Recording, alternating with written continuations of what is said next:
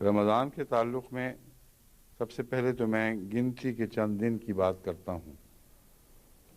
جیسا کہ میں نے کہا تھا، ایک پہلو اس کا یہ ہے کہ تھوڑے دن ہی تو ہیں، چند دن کی بات ہے، اور یہ پہلو کمزوروں کے لیے ہے۔ وہ لوگ جو روزے کا خوف رکھاتے ہیں، جو روزے سے ڈرتے ہیں، جن کو نیکیوں کی عادت نہیں، جن کو خدا کی راہ میں قربانیاں دینے کی مشق نہیں ہے، ان کے لیے کیسے پیارے انداز سے ایک سہارا ہے یہ بات۔ چند دن کی بات ہے، کچھ کر لو، جو کچھ کر سکتے ہو کر لو، اس سے تمہیں فائدہ پہنچے گا۔ ان کنتم تعلمون، کاش کہ تم جانتے، تمہیں پتہ ہوتا کہ یہ چند دن کی قربانی تمہارے لیے کیسی دائمی برکتیں لے کے آئے گی۔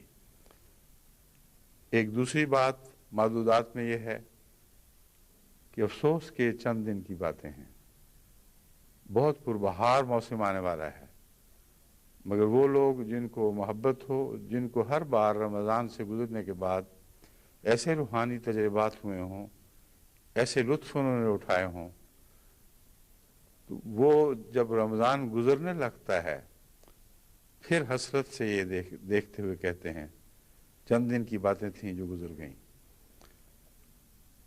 سوال یہ پیدا ہوتا ہے کہ باقی سال میں وہ کیوں انہی نیکیوں کو برقرار نہیں رکھ سکتے؟ تو اس کا جواب یہ ہے کہ ہر بات کے موسم ہوا کرتے ہیں۔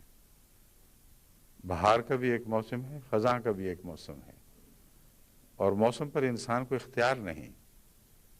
یہ تو ممکن ہے کہ خزاں کا موسم ہو اور کچھ پودے پھول پھل رہے ہوں، لیکن عمومی کیفیت یہی ہے کہ جہاں تک قاعدہ کلیہ کی بات ہے، خزاں میں کم ہی سبزہ دیکھنے میں آتا ہے، اور کم ہی پودے ہیں جنہیں خزاں موافق آ جاتی ہے۔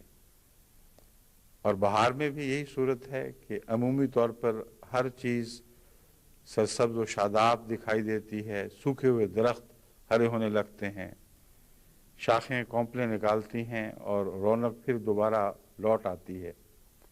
لیکن کچھ ایسے بھی سوکھے درخت ہیں جو بہار آنے پر بھی سوکھے رہ جاتے ہیں۔ تو موسم کی بات ہے، رمضان ایک موسم لے کے آتا ہے۔ یہ موسم قرب الہی کا موسم ہے، یہ موسم فضا تبدیل کر دیتا ہے، کمزور بھی اٹھ کھڑے ہوتے ہیں اور طاقتوروں کے ارد گرد سہارے بن جاتے ہیں، طاقتوروں کو اور آگے بڑھنے کی توفیق ملتی ہے۔ تو موسم کے جھرمٹ میں جو چیزیں ہوتی ہیں وہ بے موسم میں چاہو بھی تو ہو نہیں سکتی۔